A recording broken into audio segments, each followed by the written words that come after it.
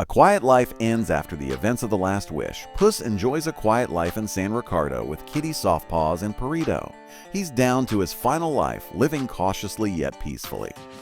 But tales of a mysterious artifact called the Phoenix Feather, said to restore lives, begins circulating. Puss initially dismisses it, focusing on his newer retirement and lifestyle. However, deep down, the fear of death still lingers. Kitty notices Puss's restlessness despite his attempts to hide it. A visitor from the past one night, Dulcinea from Puss's orphanage days, arrives, wounded and seeking help. She reveals she was tracking the Phoenix Feather but was attacked by mercenaries. Before passing out, she whispers, "Don't trust the hawk." This cryptic warning alarms Puss and Kitty. Perrito insists they help her complete the mission. Reluctantly, Puss agrees. One last adventure. The Feather's legend, the trio visits a hidden monk who reveals the Phoenix Feather is real. Created by ancient magic, it can revive lost lives, but only for one who proves themselves worthy. It is guarded in the volcanic land of Eternia, surrounded by riddles, traps, and ancient magic.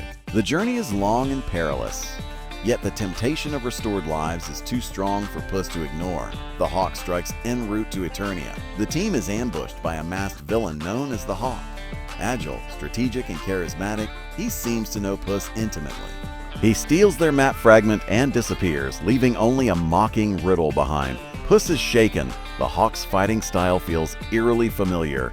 Kitty grows suspicious that Puss is hiding something. The Forgotten Brotherhood, the trio visits an abandoned stronghold once used by an elite group called the Brotherhood of Beasts.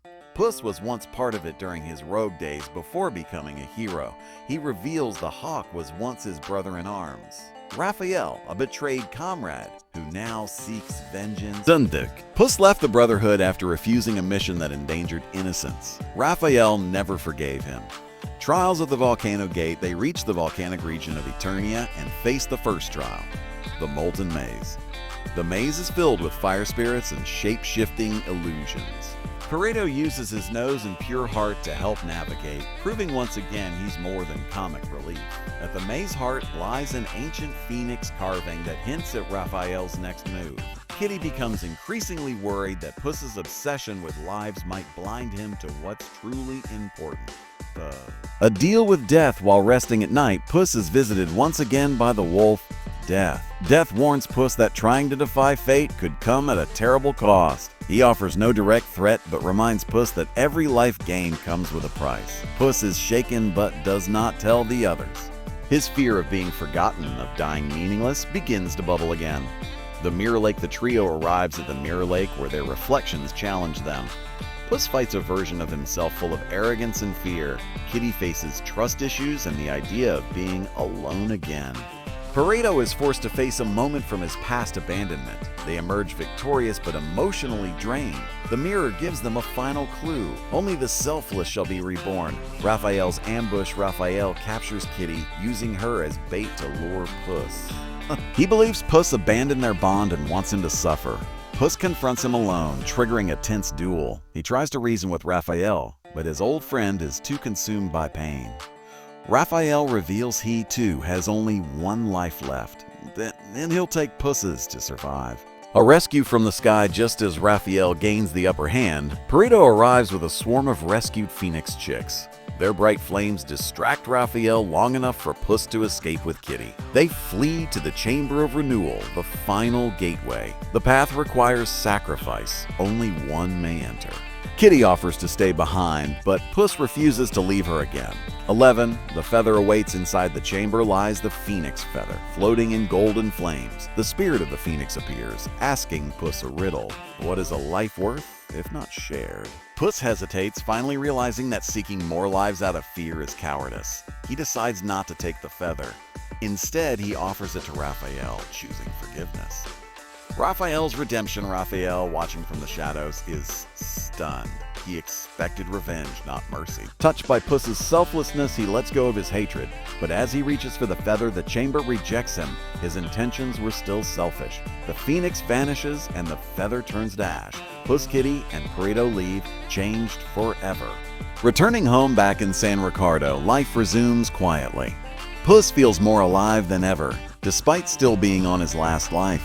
He and Kitty finally open a school for wayward animals, training the next generation of heroes. Perrito becomes a local legend and writes stories of their journey.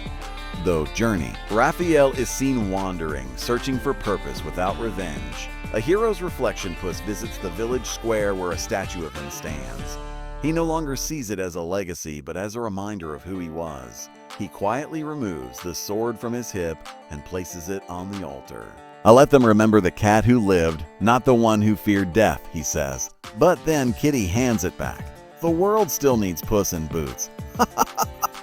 A strange visitor, a mysterious traveler, arrives in San Ricardo wearing a hood and seeking Puss. She speaks of the Hollow Moon, a magical event that opens a portal once every 1,000 years.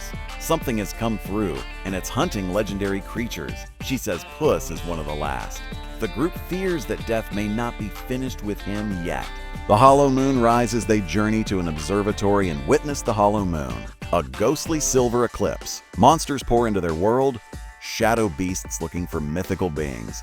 Puss, torn between hiding and fighting, chooses to stand tall. His story is not over. Kitty and Perrito stand beside him, swords drawn. The final stand begins. The beasts attack the village. Puss leads a brave stand alongside young recruits from their school. Raphael arrives unexpectedly, aiding in the fight. Together, they push back the creatures, though the battle takes a toll. The final beast is vanquished at sunrise. The moon returns to normal, but something darker was watching. The feather reborn in the ruins, a single feather from the phoenix is found, glowing faintly. Puss touches it, and it vanishes into his chest. He feels no different, but a voice whispers, "Your gift was your choice." It's unclear if his lives have been restored, or if he has just earned peace. He chooses not to question it. Legacy of the cat statues of all three, Puss, Kitty, and Perrito, are erected in San Ricardo. The town holds an annual Heroes Festival in their honor. Puss teaches young warriors not how to fight, but how to live with courage. He's no longer running from death, but walking beside life. Kitty smiles, and now that's a legend worth telling. Post-credit scene in a distant cave, a shadowy figure watches Puss through a glowing orb. A deep, otherworldly voice mutters, "He has defied fate again. The 9 realms must be warned." A map reveals multiple magical worlds, each with its own protector.